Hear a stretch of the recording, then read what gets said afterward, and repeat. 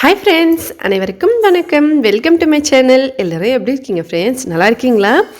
இந்த வீடியோவில் ரொம்ப ஈஸியாக பச்சரிசி மாவு அரைக்காமலே நம்ம ஒரேடியாக அரிசியிலிருந்து அதிரசம் செய்கிறது அப்படின்னு சொல்லி பார்க்கலாம்.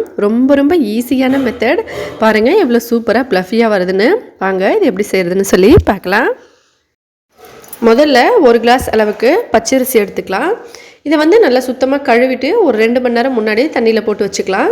இங்கே பார்த்தீங்கன்னா நான் ஒரு 2 மணி நேரம் முன்னாடியே தண்ணியில் போட்டு வச்சுருந்தேன்.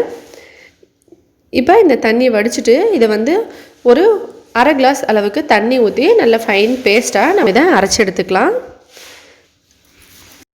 அடுப்பு மேலே ஒரு கடாய் வச்சுக்கலாம். அதில் ஒரு 1.5 கிளாஸ் அளவுக்கு தண்ணி ஊற்றிக்கலாம்.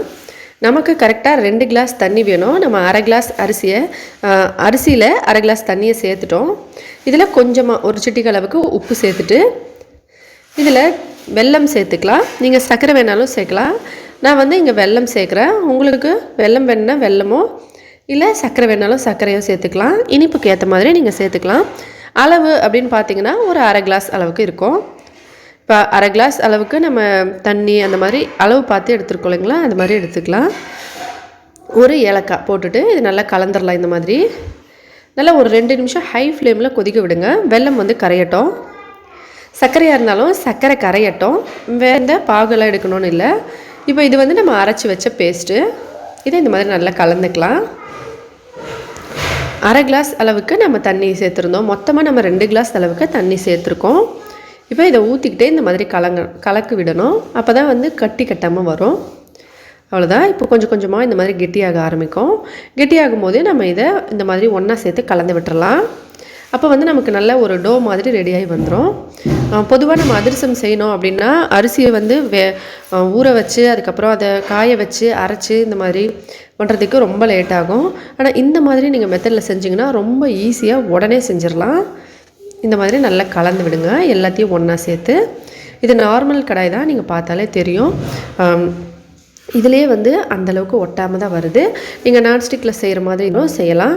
ஆனால் நான்ஸ்டிக்கில் உடம்புக்கு நல்லதில்லை. அதனால தான் நம்ம இந்த மாதிரி கடாயில் செய்கிறோம். இந்த மாதிரி போட்டு எல்லாத்தையும் ஒன்றா சேர்த்து இப்படி நல்லா கலந்துக்கலாம். ஒரு 5 நிமிஷம் இது அப்படியே ஸ்லோவான ஃப்ளேம்லேயே வேகட்டும். இப்படி நல்லா கலந்து விட்டுருங்க. நல்லா கெட்டியாகி ஒரு டோ மாதிரி இது வந்துடும். அவ்வளோதான் ஃப்ரெண்ட்ஸ். இது எல்லாத்தையும் ஒன்றா சேர்த்து ஒரு 5 நிமிஷம் வேக வச்சிடலாம். அதுக்கப்புறம் அடுப்பை ஆஃப் பண்ணிவிட்டு இந்த மாவு எடுத்து நம்ம அதிரசம் செய்யலாம். அதுக்குள்ளே நம்ம சேனல் உங்களுக்கு பிடிச்சிருந்தா மறக்காமல் ப்ளீஸ் சப்ஸ்கிரைப் பண்ணிக்கோங்க. அதோட பக்கத்தில் இருக்க பெல் பட்டனையும் ப்ரெஸ் பண்ணிக்கோங்க. இதனால் நம்மளோட எப்போ வீடியோஸ் அப்லோட் பண்ணாலும் உடனே உங்களுக்கு ஒரு நோட்டிஃபிகேஷன் வந்துடும். நம்மளோட எல்லா வீடியோஸையும் நீங்கள் மிஸ் பண்ணாமல் உடனே பார்க்கலாம். இப்போ வாங்க இந்த சூப்பரான அதிரசத்தை எப்படி செய்கிறதுன்னு பார்க்கலாம். மாவு நல்லா ஆறின பிறகு அதை எடுத்து ஒரு தட்டில் வச்சுக்கலாம். கையில் கொஞ்சம் அரிசி மாவோ இல்லை கோதுமை மாவோ போட்டு இந்த மாதிரி நல்லா டஸ்டிங் மாதிரி பண்ணிக்கிட்டு இந்த மாவு கொஞ்சமாக இப்படி எடுத்து நம்ம கையில் வச்சு நல்லா உருண்டையாக பண்ணிக்கலாம். இப்படி நல்லா உருட்டிட்டு அதை அப்படியே தட்டிக்கணும். மெல்லிசாக தட்டினாலும் நல்லாயிருக்கும். உங்களுக்கு மெல்லிசாக வேணும்னா மெல்லிசாவும், குண்டா வேணாலும் குண்டாவும் தட்டிக்கலாம். மெல்லிசாக தேய்ச்சா நல்லாயிருக்கும். இப்படி நல்லா உருட்டியாக தட்டி வச்சுக்கலாம். இதே போல் எல்லாத்தையும் தட்டிடலாம். அடுப்பு மேலே ஒரு பாத்திரம் வச்சு எண்ணெய் நல்லா சூடு பண்ணிக்கலாம். அதில் நம்ம ரெடி பண்ணி வச்சுருக்க அதிரசத்துங்களை சேர்த்துடலாம். ஃபஸ்ட்டு நல்லா ஹை ஃப்ளேமில் வச்சு எண்ணெயை நல்லா சூடு பண்ணிவிட்டு அதுக்கப்புறம் மீடியமுக்கு கொஞ்சம் கீழே இருக்க ஃப்ளேமில் வச்சு நம்ம இதை சுட ஆரம்பிக்கணும். அதாவது மீடியமான ஸ்லோ ஃப்ளேம். ரொம்ப ஸ்லோவாகவும் இருக்கக்கூடாது, ரொம்ப ஹையாகவும் இருக்கக்கூடாது. மீடியமான ஃப்ளேமில் வச்சு செய்யுங்க. அப்போ தான் உள்ளுக்குள்ளேயும் நல்லா வெந்து வரும், வெளியிலையும் நல்லா கோல்டன் ப்ரௌன் கலரில் வரும். இல்லைன்னா மேலே மட்டும் பார்க்குறதுக்கு நல்லா வெந்த மாதிரி இருக்கும், உள்ளுக்குள்ளே சரியாக வேகாத மாதிரி இருக்கும்.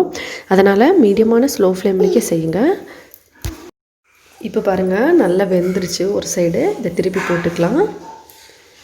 இந்த மாதிரி திருப்பி போட்டு 2 சைடும் நல்லா வேக வச்சிடலாம். பாருங்கள் எவ்வளோ சூப்பராக பார்க்குறதுக்கு நல்லா பஃப்னு பூரி மாதிரி இருக்குது. ரொம்பவே டேஸ்டியாக இருக்கும்.